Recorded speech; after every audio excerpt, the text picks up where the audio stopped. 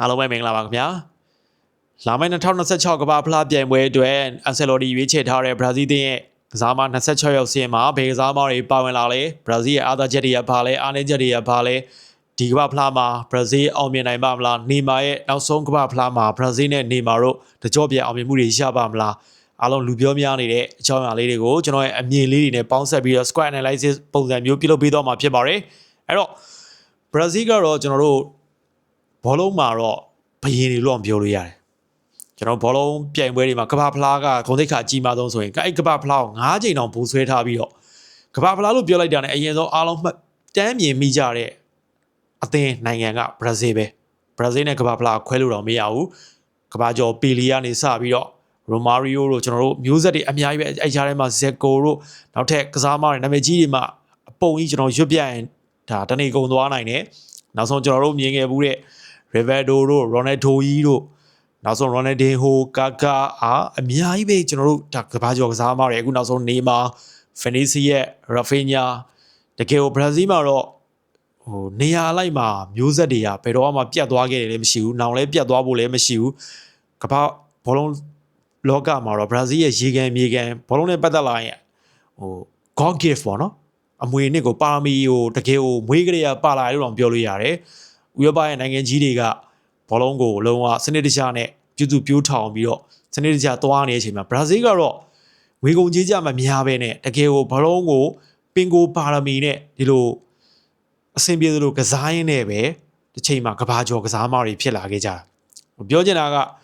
ဓာကြီးကိုတေချာကြီးစနစ်တကျကြီးလှုပ်ပြီးတော့မှနာမည်ကြီးပြီးအောင်မြင်ပြီးတော့ကြော်ကြားလာတာမျိုးမဟုတ်ဘူးအဲ့ဒါကဘရာဇီးရဲ့ဝိသေသပဲအဲ့တော့ဒါပေမဲ့ကျွန်တော်တို့သိခဲ့တဲ့ဘရာဇီး2002အာရှဒီကိုရီးယားနဲ့ဂျပန်မှာ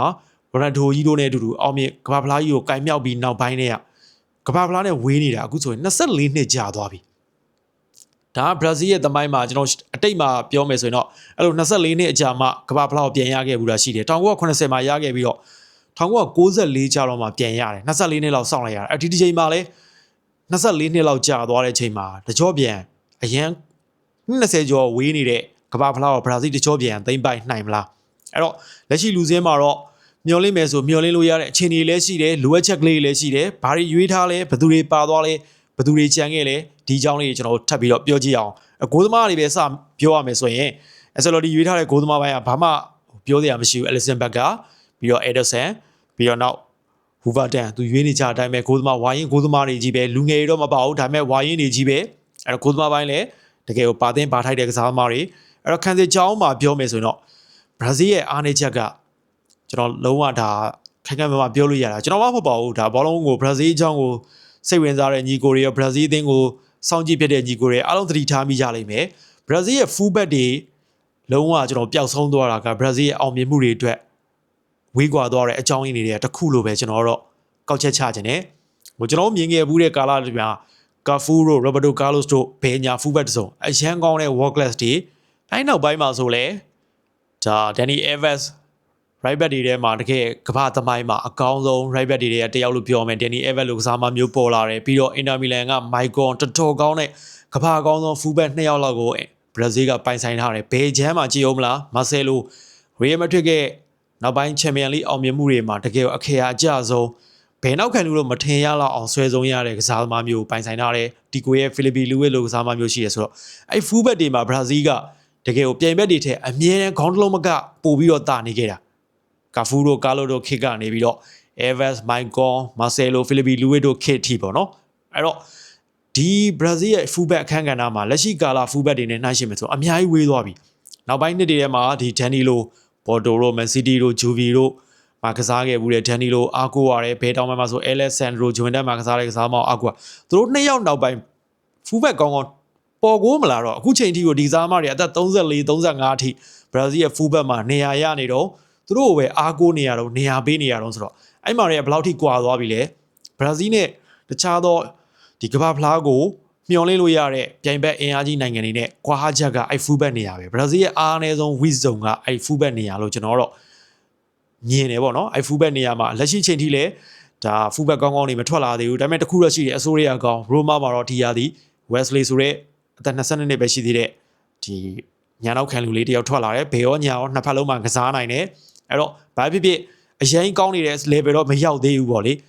ဆိုရီရဲ့အကောင်ရွေးစရာလေးတယောက်ကတော့စပြီးတော့ရောက်လာပြီဒါပေမဲ့ဘေချမ်းမှာအခုချိန်ထိကိုဒီ Alessandro တို့လို Douglas Santos တို့လိုကစားမမျိုးတွေကိုရွေးနေရတော့ဆိုတော့ fullback တွေမှာတော့အားနည်းနေသေးတယ်လို့ပဲပြောရမယ်ဘိုခံစစ်မှာတော့ Marquinhos ရဲ့ Gabriel ရဲ့ပူပူနွေးနွေး Champions League Final မှာအားလုံးသိတဲ့အတိုင်းပဲ Gabriel နောက်ဆုံး penalty လွဲချုံမှုနဲ့ Arsenal ဖလားမရခဲ့ဘူးတစ်ဖက်က Marquinhos ရဲ့ PSG ဘိုဆဲသွားတယ်ဒါပေမဲ့ချစ်စရာကောင်းတာ Marquinhos ကအဲ့ဒီသူ့အသင်းအောင်မြင်မှုရနေတဲ့အခိုက်အတန့်မှာတော့မှသူ့ရဲ့နိုင်ငံအသင်းပေါ် Gabriel ရဲ့ဒီကစားမ career မှာတော်တော်ဆိုးရတဲ့ဒီလွဲချော်မှုကြီးအတွက်သွားပြီးနှစ်သိမ့်ပေးနေတယ်ဒါကဒီ bonding မှာပို့ပြီးတော့အားကောင်းလာစေလိမ့်မယ်သူတို့နှစ်ယောက်ရဲ့ဥဆောင်မှုနဲ့ Brazil ရဲ့ဘိုခံစစ်ကအကောင်းကြီးမဟုတ်ဘူးဆိုရင်တော့မှကျွန်တော်တို့အတွေ့အကြုံပိုင်းရောဥဆောင်မှုပိုင်းရော leadership ပိုင်းရောတော်တော်အားကိုးလို့ရတော်တော်မျှော်လင့်လို့ရတယ် fullback အားနဲ့နေရာလေးတော့ရှိတယ်ဘိုခံစစ်မှာတော့ Brazil ကမဆိုးဘူးဒါသူတို့နောက်မှာတော့ back end အနေနဲ့ရွေးထားတဲ့ကစားသမားတွေကအရင်ကောင်းတဲ့ကစားသမားတွေတော့မဟုတ်ဘူးနာမည်ကြီးတွေလည်းမဟုတ်ဘူးဟို Brazil မှာ Flamengo မှာကစားနေတဲ့ Leo Pereira တို့လိုကစားသမားမျိုးတွေအရင်တော့ Roma မှာကစားခဲ့ပြီးတော့အခု Saudi ရောက်နေတဲ့ Ibanez တို့လိုကစားသမားတွေပါလာတယ်ဆိုတော့ပြီးတော့ Juventus က Bremer ရှိတယ်ဘိုခံစစ်မှာအရင်အညံ့ကြီးတော့မဟုတ်ဘူး Marquinhos နဲ့ Gabriel ကတော့တန်းတန်းမှာရှိတယ်လက်ခံပေးလို့ရတယ် fullback တွေကတော့ဝိတယ်လို့ပြောရမယ်အကွင်းလယ်မှာတော့ Brazil ကအားကောင်းပါတယ်အဲ့တော့ Casemiro အသက်အရွယ်ကြောင့်အကောင်းဆုံးမဟုတ်တော့ဘူးဆိုတော့မှပြီးခဲ့တဲ့ဒုတိယရာသီဝက်မှာ United နဲ့ပြခဲ့တဲ့ခြေစွမ်းကတော့သူ့ရဲ့တကယ်ကိုလက်ရှိအသက်အရွယ်လက်ရှိအချိန်ထိကို Casemiro ကအများကြီးကြံသေးတယ်အများကြီးလုံနိုင်သေးတယ်ဆိုတာကိုအကောင်းဆုံးသက်သေပြသွားတာပဲသူ့ရဲ့အတွေ့အကြုံသူ့ရဲ့အသက်အရွယ်သူ့ရဲ့သဘာနဲ့ Casemiro ကဘယ်ချိန်ဘာလို့ရမှာလဲဆိုတာကောင်းကောင်းသိနားလည်ထားတဲ့ကစားမတစ်ယောက်အနေနဲ့ Brazil ရဲ့ကွင်းလယ်ကိုဥဆောင်နိုင်တယ်သူနဲ့တွဲကစားမဲ့ကစားမလည်းအချိန်မဟုတ်ဘူး Bruno Guimaraes ကကြမ်းမလားရမ်းမလား skill set နဲ့ကစားမလားဆွဲစုံရတဲ့ကစားသမားမျိုးလို့ပြောရမယ်ဒီလိုကစားသမားမျိုးကလည်းပြိုင်ပွဲအသင်းတွေပြိုင်ပွဲပရိသတ်တွေအတွက်တော့တော်တော်လေးစိတ်နှောက်ယှက်ဖြစ်ခြင်းစရာမျက်မုံးချိုးခြင်းစရာဒါပေမဲ့ကိုယ်အသင်းအတွက်ကြတော့အဲ့လိုကစားသမားမျိုးရှိတာအရန်အားကောင်းတယ် Bruno Guimaraes နဲ့ Casemiro ရဲ့ကွင်းလယ်အထိုင်ကလည်းမာကျောမှုရောပါနတ်မှုရောအတွေ့အကြုံရောဘာမှပြောစရာကိုမရှိဘူးဆိုတော့ဒီ double bike walk ကလည်းတော်တော်အားကောင်းတယ်သူတို့ဝင်းရထားတဲ့ကစားသမားတွေထဲမှာဒါပတ်ကွေးတာလည်းရှိတယ်နောက် Nottingham Forest မှာလာကစားပြီးအခု Brazil မှာတကြော့ပြန်ကစားပြီး Botafogo မှာတော်တော်ကောင်းနေတဲ့လူငယ်ကွင်းလယ်ကစားသမားလေး Danny လို့သူဆို worry တော်တော်လေးကောင်းတယ်ဒီကစားသမားလေးရွေးတာလည်းမှန်တယ်လို့ပြောလို့ရတယ်ပြီးတော့ဒီ Saudi ရောက်သွားတဲ့အချိန်က Liverpool စားမှာ Fabinho လည်းရွေးထားတယ် Fabinho ကတော့သူ့ရဲ့ prime time ကိုကြော်သွားပြီလောအားနှုံးရလဲ worry ရလဲအရင်ကောင်းနေတော့ဆိုတော့ Fabinho ထက်ဆိုင်ဒီမှာ Wolf က Joao Gomez လေးကိုရွေးလာမယ်လို့မျှော်လင့်ထားတာ Joao Gomez လေးကိုမရွေးတော့ဆိုတော့ဒါပေမဲ့လည်းကျွန်တော်ထင်တာတော့ Ancelotti ကဝိုင်းရင် PP old school နီးပြရေး PP အတွေ့အကြုံပဲပို့ပြီးတော့ဦးစားပေးရွေးသွားတယ်ထင်ပါတယ် Casemiro တို့ Guimaraes တို့ Paqueta တို့ Fabinho တို့ experience player တွေကြီးပဲကွင်းလယ်မှာတည်ပြီးတော့ရွေးသွားတယ်ဆိုတော့ဒါလည်းအရင်ကြီးတော့အလွန်ကြီးတော့ solid ကတက်စရာမရှိပါဘူး Fabinho ရဲ့အတွေ့အကြုံနဲ့ဆိုရင်တော့ဒါ Casemiro ရဲ့ backup နေရာအတွက်ရွေးသွားတာလက်ခံပေးလို့တော့ရတယ်အဲ့တော့နောက်ဆုံးပြောစရာရှိတာတိုက်စစ်ပိုင်းနေမာကတော့ရွေးကိုရွေးရမှာ Brazil ရဲ့ icon ပဲနေမာကိုဒါလူရေးချဲပွဲမှာ Brazil ပြည်သက်တွေအားလုံးနေမာရဲ့လူစင်းပါလာဖို့ပဲမျှော်လင့်တယ်တကဘာလုံးမှာလည်းပြည်သက်တွေအားလုံးကနေမာကိုဟို line နဲ့ထဲမှာဝင်တာတပိုင်းထား first line ထဲမှာနေမာနေရာရတာမရတာဒါ Ancelotti ဆုံးဖြတ်မဲ့ကိစ္စဒါပေမဲ့အသင်း26အောင်ဆင်းနေမှာတော့နေမာအကုန်လုံးကပါသွားစေခြင်းနဲ့အဲ့အတွက်ကြောင့် Ancelotti ရွေးသွားတယ်နေမာရဲ့ကြန့်ခိုင်မှုကဟိုပြိုင်ပွဲအတွင်းမှာဘယ်လောက်ထိရှိနေမလဲ 100% ရှိလားပွဲကစားဖို့အတွက်လုံလောက်ရဲ့လားဒါတွေရဲ့နောက်တစ်ပိုင်းပေါ့လေအဲ့တော့နေမာရွေးသွားတာနဲ့ Ancelotti ကိုကျေးဇူးတင်မိပါတယ်ဒီလိုဇာမမျိုးကိုသူ့ရဲ့နောက်ဆုံးကမ္ဘာဖလားမှာတော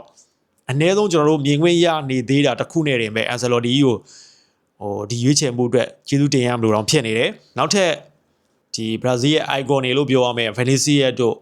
Barcelona ရဲ့ Rafinha တို့ပါလာတယ်ဒီဇာမတွေရဲ့ Brazil ရဲ့တိုက်စစ်ကိုဒီအချိန်မှာတကယ် league လုပ်ပြီးတော့ဥဆောင်သွားမယ်ကစားမှာပြီးတော့ United က Cunha တို့ပါလာတယ် Arsenal ရဲ့ Martinelli တို့ပါလာတယ်ပြီးတော့ Brentford မှာဒီရသည်တောက်လျှောက်ဂိုးတွေသွင်းပေးနေတဲ့ Igor Tia ကိုလည်းတိုက်စစ်ပိုင်းမှာရွေးသွားတယ်ပေါ့နော်အဲ့တော့တိုက်စစ်ပိုင်းမှာတော့ရွေးသွားတဲ့ကစားမနောက်ထပ်ကစားမတွေရှိပါသေးတယ် Ryan တို့လိုဘုံမောက်ကလူငယ်ကစားမတွေပြီးတော့ Andrić တို့လို Brazil ရဲ့ Wonder Kid ကိုလည်းရွေးသွားတယ်ပြီးတော့မထင်မရှားကစားမတွေရဲ့ဆိုရင်ကျွန်တော်တို့ဒါ Zenit က Luis Henrique ကိုရွေးသွားတယ်အဲ့တော့တောင်ပန်တွေတိုက်စစ်တွေမှာရွေးသွားတဲ့ကစားမတွေထဲမှာတချို့ကစားမတွေကပါကိုပါမယ်ကစားမဒါပေမဲ့တချို့ကစားမတွေက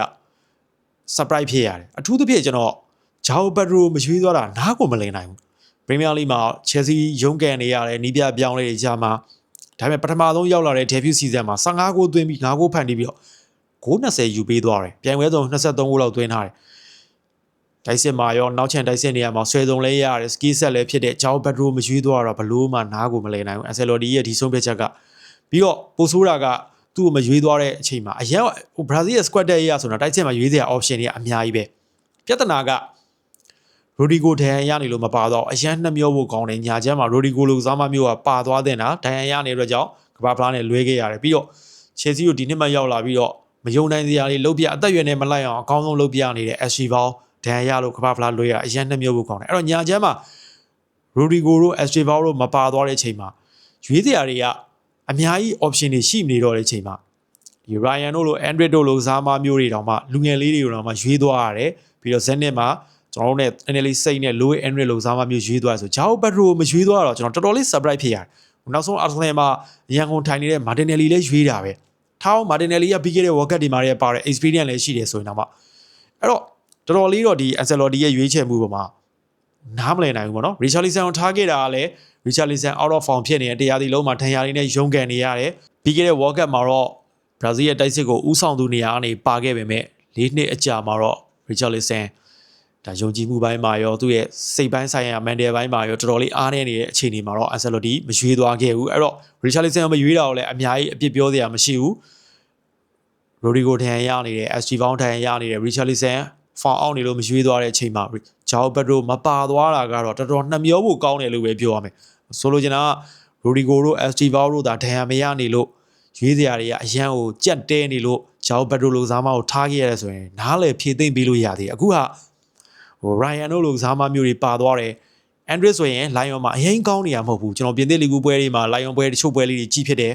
Wonder Kid အနေနဲ့